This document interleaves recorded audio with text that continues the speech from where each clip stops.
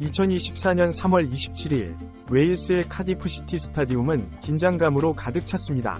폴란드와 웨일스의 경기에 전 유럽의 이목이 집중되었습니다. 유로 2024 본선 진출을 위한 마지막 티켓을 놓고 벌어지는 치열한 승부였기 때문입니다. 특히 레반도프스키의 마지막 댄스가 유로 본선에서 펼쳐질 수 있을지에 대한 관심이 뜨거웠습니다. 120분간의 혈투 끝에 승부차기로 운명이 결정되었습니다. 웨일스의 첫 번째 키커로 나선 선수는 벤 데이비스였습니다. 그는 침착하게 골을 성공시키며 웨일스의 불꽃을 지폈습니다. 하지만 이제 그의 앞에는 더 이상 국민적 영웅 베일이 없었습니다. 연이어 9명의 키커가 모두 골을 넣었지만 마지막 웨일스 키커 제임스의 슛을 폴란드의 슈체스니 골키퍼가 막아내며 경기는 끝이 났습니다. 레반도프스키의 폴란드가 유로 본선 진출권을 따냈고 벤 데이비스는 아쉽게도 인생 마지막 메이저 대회 출전 기회를 놓치고 말았습니다. 많은 이들이 모르고 있지만 웨일스 축구의 영광의 순간마다 벤 데이비스가 함께했습니다. 2016년 57년 만에 유로 본선 진출, 사상 최초의 8강 진출, 그리고 2022년 64년 만에 월드컵 본선 진출까지 그는 항상 그 자리에 있었습니다.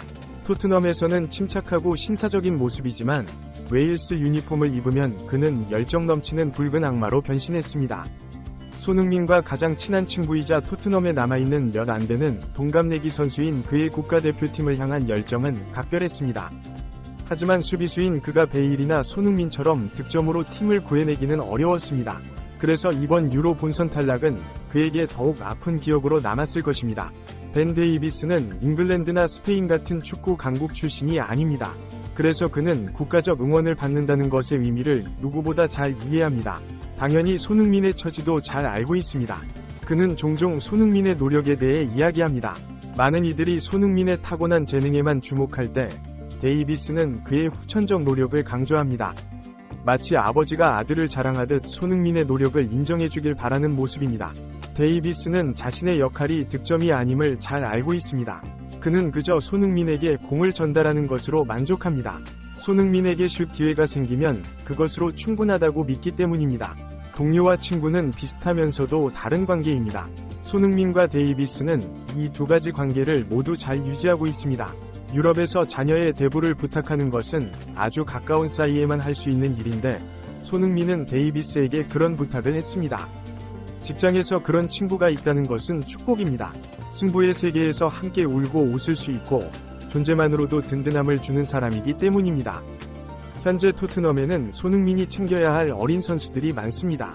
하지만 그 역시 한때는 선배들의 보살핌을 받던 어린 선수였고 지금도 가끔은 누군가의 위로나 조언이 필요합니다. 이는 모든 직장인들이 겪는 일반적인 현상입니다. 경력이 쌓여갈수록 마음을 터놓을 동료가 줄어드는 것을 느끼게 됩니다. 10대에게 20대는 어른으로 보이고 20대에게 30대는 완전한 어른으로 보이지만 실제로 그 나이가 되어보면 생각만큼 성숙하지 않다는 것을 깨닫게 됩니다. 감정 기복이 적은 데이비스는 손흥민에게 딱 맞는 존재입니다. 그는 모든 직장인이 회사에 한 명쯤은 있었으면 하는 그런 동료입니다.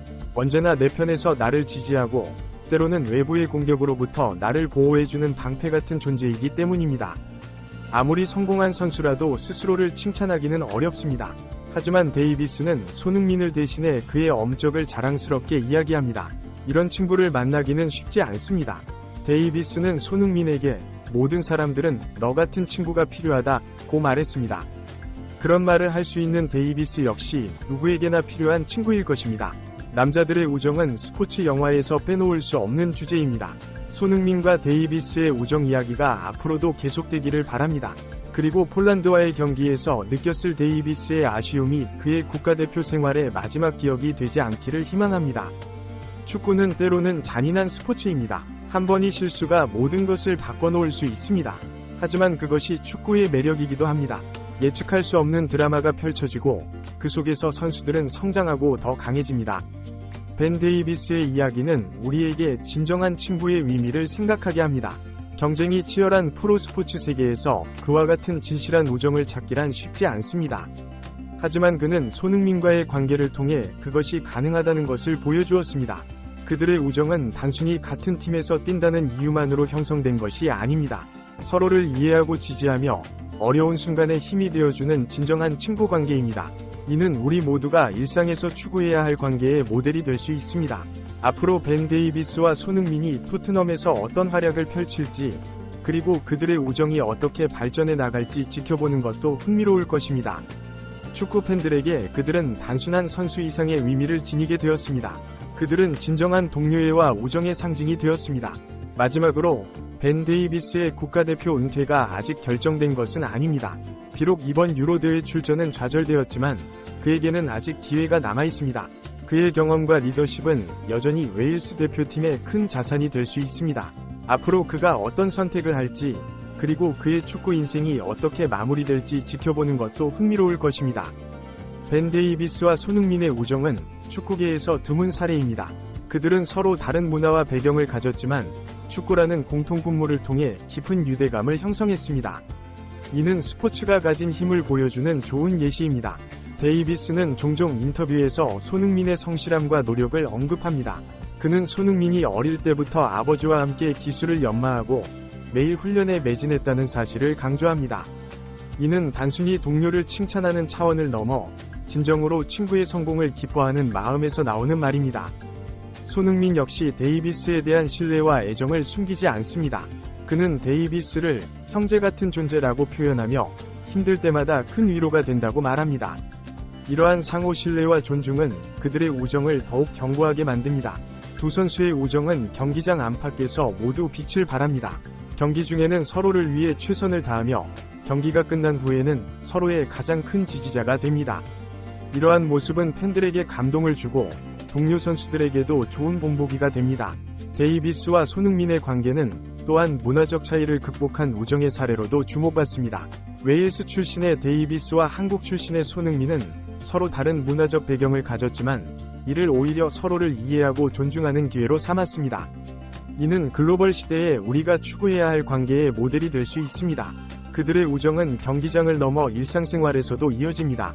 휴가 기간에 함께 시간을 보내거나 서로의 가족을 만나는 등 깊은 유대관계를 유지하고 있습니다. 이는 프로스포츠 세계에서 흔치 않은 일입니다. 데이비스는 또한 손흥민이 겪는 인종차별 문제에 대해서도 강력한 지지를 보내왔습니다. 그는 여러 차례 인터뷰를 통해 인종차별의 부당함을 지적하고 손흥민을 비롯한 아시아 선수들에 대한 존중을 촉구했습니다. 이는 단순한 동료애를 넘어 사회적 정의를 위해 목소리를 내는 성숙한 태도를 보여줍니다. 두 선수의 우정은 토트넘 팀 전체에도 긍정적인 영향을 미칩니다. 그들의 화합과 팀워크는 다른 선수들에게도 좋은 본보기가 되고 있습니다.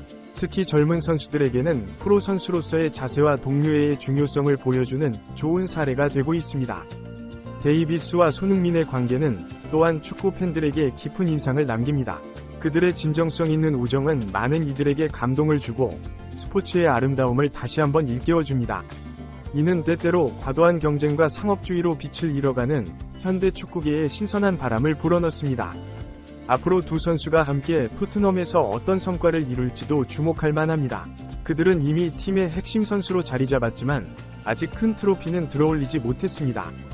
리그 우승이나 유럽 대회 우승 등 팀의 큰 목표를 함께 이루는 모습을 보게 된다면 그들의 우정 이야기는 더욱 아름답게 빛날 것입니다.